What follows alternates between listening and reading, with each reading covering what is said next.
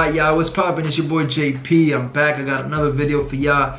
Today's video we're gonna be tapping in with the Mexican cartel, chainsaw murders, the story of Felix, Gamez, Garcia, and Barnabas, Gamez, Castro. Now I've been watching a lot of cartel videos and I feel like the more I watch them, it's like the violence is increasing by a bunch. Last video I watched, dude was putting people in acid, like his ops and cops and all type of people in acid. I think it was like what, over 650 people in acid, and you know, killing them like that. And they found, I think, 15,000 human remains in the property where he was doing all that stuff, and he only ended up getting 10 years. His time is actually up this year, and they debating whether they should let him go or not. But we're gonna tune into this video. I ain't gonna do too much talking.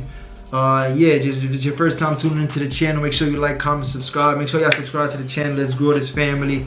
And yeah, let's do it up. Welcome back to Disturbed Reality. Today we will be covering a case linked with one of Mexico's most infamous drug cartels. And this involves the I wonder if it's the Sinaloa of Felix Gamez Garcia and Barnabas Gamez Castro. These murders were recorded and uploaded to the internet, and subsequently shared by many gore sites online. The victims in the video were Felix Gamez Garcia and his uncle, Barnabas Gamez Castro. These men in the video worked for the Sinaloa cartel too. Cartel, run by Joaquin Guzman, known as El Chapo. The Sinaloa cartel is one of the most recognized. Yo, I don't know if it's that video, but I remember a few years ago seeing like some type of video like that where they was dead as placing like the head like that, boom, boom, boom. Ever since that day, man, it's never been the same. I'm careful when I watch like murders on camera and stuff, because that shit is no joke, man. It would definitely just leave something in your head. It's like, damn, I don't ever want to go out like that. Mexico. It's a large international drug trafficking, money laundering, and organized crime syndicate established during the late 1980s. The cartel is primarily based. It's funny, every video I did, it seems like the United States intelligence community all of them is from like the Sinaloa cartel to be one of the most powerful drug trafficking organizations in the world, so they're certainly not to be messed with. But let's get back to Felix Gamez Garcia and Barnabas Gamez Castro. The infamous video starts with both men sitting against what appears to be a rundown wall or building. Both men are shirtless and both men have been restrained, with their hands behind their back, either handcuffed or tied up. The video starts with both men being interrogated in Spanish. I wonder if they told us. It appears in the video there are multiple captors, including at least 2 gunmen. So these men are outnumbered, outgunned, and restrained. Now obviously I don't speak Spanish, but I have done some research in regards to what was being said in the interrogation. Now there are numerous descriptions out there of what was being said in the video, but after delving forums and Reddit, there are a few descriptions that kind of match each other, so I'll give you the gist of what was going on and what was being said. The interrogation starts as both men identify themselves as Felix Gamez Garcia and his uncle, Barnabas Gamez Castro. Felix Gamez Garcia sold drugs in Phoenix and then was arrested and sent back to Mexico. Oh, he got deported. He was tasked with taking messages to and from El Cholo, which is their acting leader, to El Chapo Guzman, which is their real leader but is in prison. Barnabas Gamez Castro, Felix's uncle, said that he hooked up with the cartel through his nephew and that he just ran errands for them. He was working on getting a 3/4-ton pickup released, which had been confiscated, and had also taken radios to a colonel they had on the payroll. Barnabas Gamez Castro mentioned that the last errand that he ran, he got paid 300 pesos. Yo, I'm just thinking about it right now. He did say they was obviously outnumbered. It was only them 2, and they had guns in there. Listen, I'd rather go out with gunshots than fucking chainsaw, bro, and goddamn chopping my ass up. I'd rather just go out like that. Fuck it. I mean, you're gonna die regardless.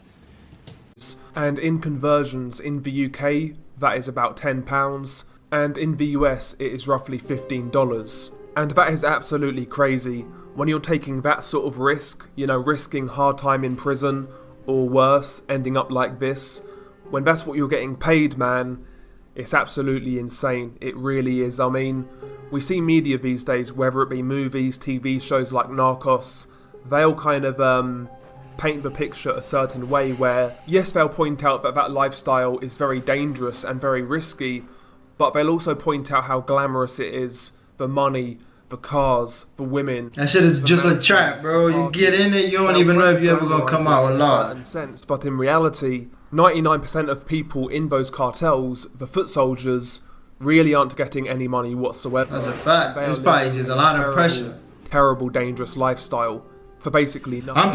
I'm pretty sure like, once they get into this lifestyle and they kind of see what's really going on, I'm pretty sure, even from the stuff that I've been watching, a lot of them were good people, and then bad situations kind of put them in the way of like this cartel stuff. And even when they get in it, they probably think, you know, it's gonna get me out of my situation. I'm gonna be making a lot of money. I'm gonna be doing this. I'm gonna be doing that. But they at the bottom of the totem pole. And then once you in it, for you to just turn your back on it and be like, oh, I'm not gonna do this anymore, it's damn near impossible, because you already know so much and you've been around and seen and done so much that it's like, we can't just let you go like that, bro. Like, you got so much information that you could go to the authorities and tell them everything we've done and snitch on all of us. You know what I'm saying? So it's like, once you in it, it's a trap. You're done. There's no way out. You just gotta ride it out, and however it plays out, man.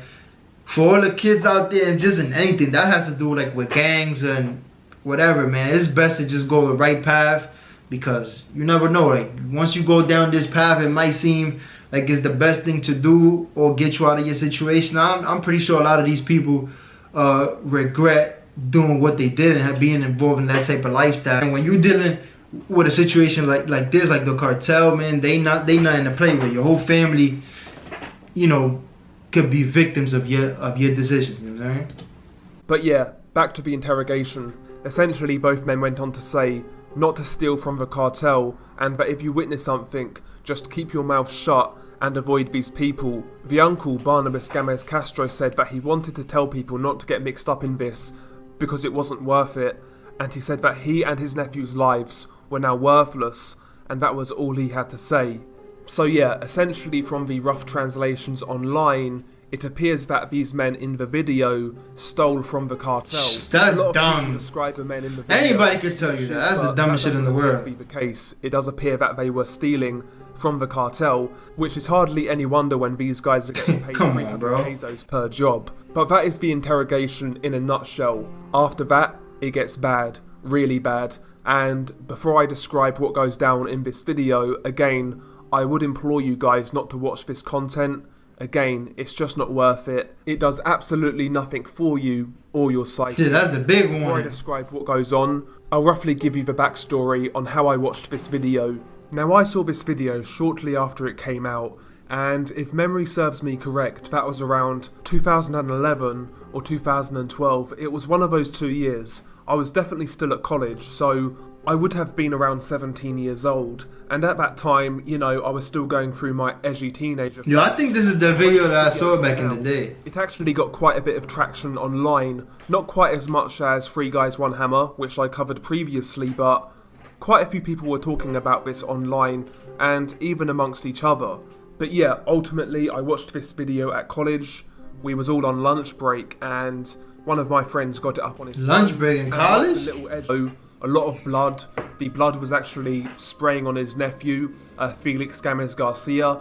And yeah, Barnabas Gamez Castro got decapitated by a chainsaw, and it all happened rather quickly. It was all done within a few seconds. So yes, extremely brutal way to go, extremely visceral, but ultimately it was a quick way to go. A lot of these cartels are known for long drawn out and excruciating deaths for their enemies. And some may say that Barnabas was lucky to have his life ended so quickly. I do believe that was for a reason. Obviously his nephew Felix Gamez Garcia seemed to get him involved, and his nephew Felix Gamez Garcia seemed to have deep ties with the Sinaloa cartel. I mean, he did say so Barnabas had his head. His nephew got him in there. Chainsaw. By the way, the striking thing about this video, from what I remember, was how nonchalant the guys were in accepting their fate. They wasn't kicking. Yo, just imagine what's going through these people's heads. Like, I mean, obviously, listen, we all gonna die at some point. Everybody's gonna go. But when you don't know when it's gonna happen, you know it's gonna happen, but when you don't know when it's gonna happen and how it's gonna happen, it's easier to, you know, cruise through life, because, you know, it can happen at any moment, but it's not something you expecting. But when you in a situation like this, when you know you messed up bad, like you fucked up, you know you fucked up, right? And you know you're not gonna see tomorrow and your life is gonna be over at this point, just mentally, I don't even know how somebody could even be at peace or be so calm in a situation like that. Because, like, yo, your life right now is not determined, you know, based on, oh, you just gonna die of natural causes, or you're gonna be old, or this might happen or that. Like, these people's taking control when your day is over, you feel me? And obviously that was not supposed to be how you went out in all reality, but they taking, you know, they taking the matters into their own hands and taking your life. I wouldn't even know how to process that, or even how to be in a situation like that. That's why it's best to just, man, I'd rather be poor than a motherfucker, you know what I'm saying, than to even put myself in this life. I mean, yeah, obviously they stole or they did what they did, but god damn. Just get decapitated with a chainsaw, and now it's his turn. He gets decapitated, but not with a chainsaw. Felix Gamez Garcia is decapitated with a hunting knife. This method took far longer than the chainsaw. I would estimate that it took around 2 minutes to complete the job. Throughout this time, Felix Gamez Castro was alive throughout most of it. The captor begins sawing his neck with a hunting knife, and throughout this you can hear Felix Gamez Castro struggle, gurgling on blood, struggling for breath. Yo, they probably was just bro, ripping through cartilages, fucking bones. Oh my god, bro. Oh my god. The noises throughout the second decapitation in this video were hideous, to be honest. That's one thing I remember from this video, watching it way back when. It's the noises of Felix Gamez Garcia that got me. And yeah, there was a lot of blood, and he was feeling that shit traumatizing, bro, as long as he was alive. But eventually they do decapitate him, and they hold his head to the camera and place his head on his torso. And that essentially was the video. It served as a purpose to let the guys in the cartel know this is what happens to you if you snitch and if you steal. And also, yeah, imagine at that point, bro, you don't even want to leave, because it's like, shit, bro, I can't even tell these people I don't want to be in this type of lifestyle. You just gotta ride it out. But that's how they do. They make sure, like in every cartel, you know, little documentary and stories that I've watched, they gonna set an example from the gate. They gonna make sure that you know this is, you ain't gonna play with us. So this could be you if you even think about telling, or even if you think about you know, stealing from us. Just a warning in general to anybody who crosses them. The cartels in Mexico record a lot of murders for this reason, and that's why a lot of these murders caught on tape by the cartels are extremely brutal and extremely graphic, because they want to send a message to anybody who will mess with them, essentially. And actually there's a lot of speculation to say that ISIS actually took a lot of inspiration from these cartel videos. That's how hardcore a lot of these cartels are, and there are some gruesome stories out there and some real gruesome content. Nah, ISIS is pretty fucked up though. A couple of more cartel videos in the very near future. This could be in fact a little mini-series. Maybe we'll call it Cartel Hell or something like that. But yeah, that's the video. Again, I would highly implore you guys not to watch this video. It just isn't worth it. I watched this video many years ago when I was a teenager, and I certainly wouldn't watch this video again. And like I mentioned in the previous video, I wouldn't watch gore videos just for the sake of, you know, YouTube content. So essentially, I'll do videos on what I have seen, but I'm not going to seek out this sort of content just to make videos. But there we go, that is the video. Hopefully you enjoyed it. Hi y'all, this is the end of the video right here. Let me know your thoughts in the comments. Man, all I can say about this, I mean, every time I watch any of these videos, like I said, the violence just increases, and it's taken to 10 every single time, nothing less than that. If they gonna shoot you, it's gonna be 1,000 times. They ain't gonna just shoot you in the head and go about their business.